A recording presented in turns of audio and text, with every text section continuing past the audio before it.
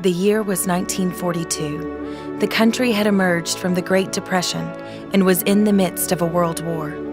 That year was a turning point for the National Association of Free Will Baptists, which had formed in 1935, when the two largest regional Free Will Baptist conferences, east and west of the Mississippi, had united.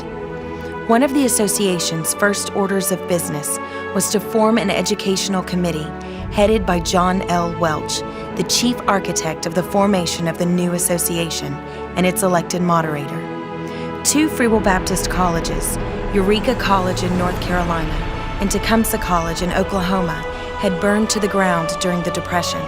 But in His amazing providence, in the middle of a world war, God was leading Free Will Baptists to establish a new college. The growing sense of the need for higher education for Free Will Baptists is captured by the words of one of its strongest proponents, Agnes Fraser.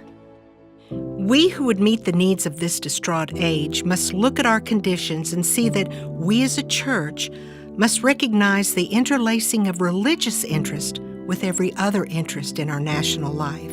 If the Free Will Baptist message is worth preserving, it is worthy of intelligent interpretation to our young people who are to be the leaders of thought and life for their generation in our church. These young people know that if they are to get a thorough grounding in truth and ethics, they can only get it in an institution that is avowedly Christian. These noble young people are begging that we furnish a Christian institution supported by Free Will Baptists, where they may become better equipped for God's service. The Board of Education chose Nashville, Tennessee, as an ideal site for the new college because it was centrally located among the major centers of the denomination in the South and Midwest. In September of 1941, they purchased one building on Richland Avenue in the historic Richland West End neighborhood, which later became known as Davidson Hall. They named the school Free Will Baptist Bible College. The board selected Free Will Baptist pastor Linton C. Johnson as the college's first president. He came to Nashville from South Georgia with his wife Ruth, a native of Pennsylvania. This 29-year-old Southern gentleman would come to exert more influence on the Free Will Baptist denomination than anyone else in the 20th century. Under his leadership, the college would move from a fledgling Bible school to an accredited Christian college with numerous new buildings and programs of study. Johnson envisioned more than a Bible school, placing great value on the Western tradition of the liberal arts and sciences and the canons of classical learning. Extending the kingdom of Christ was the college's aim, as seen in the motto Ruth Johnson chose from Psalm 43, "O send out thy light and thy truth." 9 students gathered at that one building on Richland Avenue in 1942. The original faculty and staff numbered 4, including such luminaries as Laura Bell Barnard, J.R. Davidson, and Henry Melvin.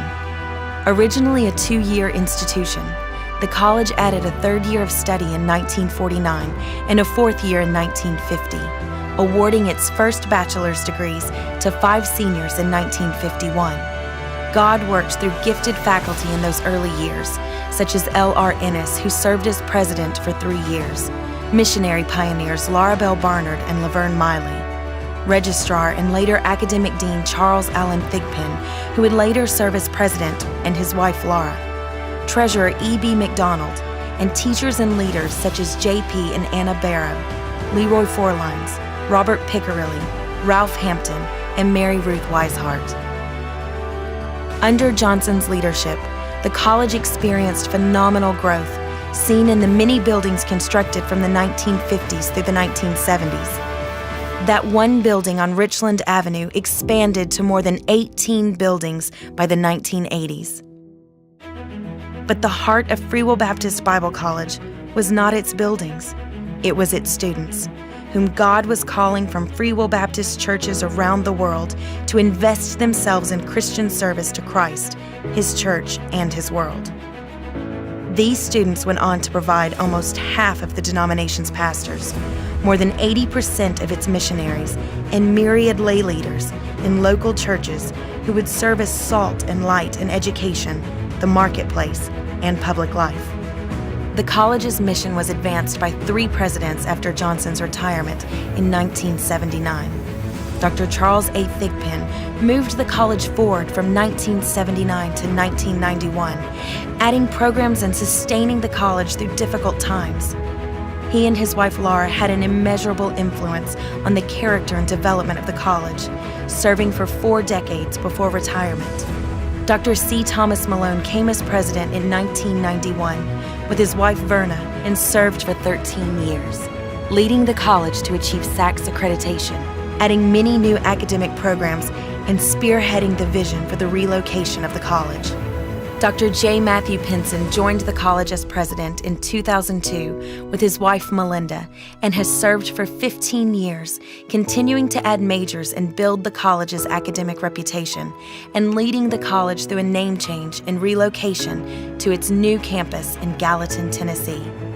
The college changed its name to Welch College in 2012 to signify its development into a more comprehensive Christian college and to open more doors for missionary presence in restricted access countries. It was named in honor of that original educational committee chairman, John L. Welch, and his wife Mary, who served the college faithfully for many years. In 2017, after a quarter century of planning and the sale of its West End campus, Welch College started classes on its new campus in Gallatin, Tennessee. The new campus was constructed in a historic colonial style and situated on more than 100 acres in a growing suburban area of greater Nashville. Many things have changed since L.C. Johnson and that small band of students and faculty gathered on Richland Avenue 75 years ago. But one thing has endured. Welch College is fulfilling its original mission of bringing students into a Christian community of faith and learning, where they can discover God's calling and be equipped to fulfill it, to be educated as leaders to serve Christ, His church, and His world. Welch remains steadfast in its commitment to that mission as it continues building on the faithful legacy it has received.